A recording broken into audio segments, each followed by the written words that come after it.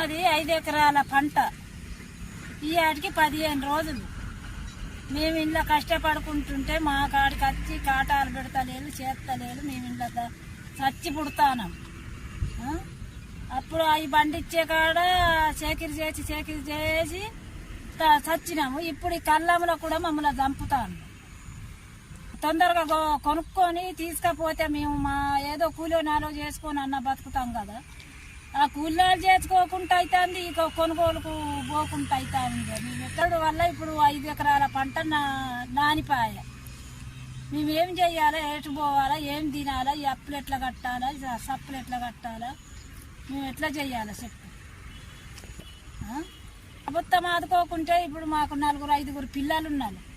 ఇప్పుడు ఆలగతి ఏంది, మా గతి ఏంది, మా అవతారాలు చూడు చేసి ఎట్లున్నాము.